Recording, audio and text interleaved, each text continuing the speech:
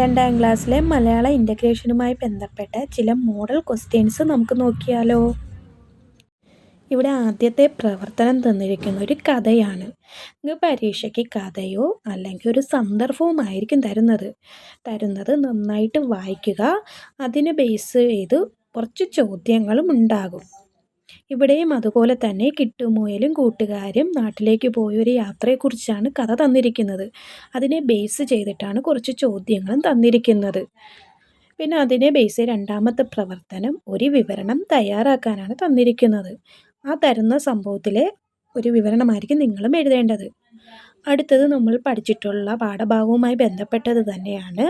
സന്ദർഭം കഥയുമായിട്ടാണെങ്കിലും സിഗ്നലുകളെക്കുറിച്ച് എഴുതാനും പിന്നെ പച്ചക്കറികളെക്കുറിച്ചൊക്കെ തരംതിരിക്കാനുമായിരിക്കും അടുത്ത് വരുന്നത്.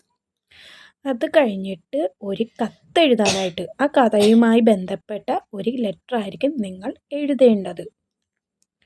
അത് കഴിഞ്ഞിട്ട് വിവിധതരം വാഹനങ്ങളെക്കുറിച്ച് പഠിച്ചിട്ടുണ്ടല്ലോ. അവയിൽ ഇന്ധനം ആവശ്യമുള്ളവയും ഇന്ധനം ആവശ്യമില്ലാത്തവയെക്കുറിച്ചും എഴുതേണ്ടി വരും. അത് കഴിഞ്ഞിട്ട് ആ പാഠഭാഗവുമായി ബന്ധപ്പെട്ട് തന്നെ വാഹനങ്ങളെ തരംതിരിക്കുക. പിന്നെ ഒരു കവിത തന്നിട്ട് ആ കവിതയുടെ ബാക്കി ഭാഗം നമ്മൾ എഴുതേണ്ടി വരും. അടുത്ത പ്രവർത്തനം എന്ന് പറയുന്നത് അടുത്തത് ഇലകൾ ഉപയോഗിച്ചിട്ടുള്ള വിഭവങ്ങളാണ് എഴുതേണ്ടി വരുന്നത്. അടുത്ത പ്രവർത്തനം എന്ന് പറയുന്നത് ഒരു പാചകക്കുറിപ്പാണ് എഴുതേണ്ടത്. പിന്നെ അതുപോലെ തന്നെ വാക്യങ്ങൾ ക്രമത്തിൽ എഴുതാം. തന്നിരിക്കുന്ന കഥയിലെ സംഭവങ്ങളാണ് ക്രമീകരിക്കേണ്ടത്.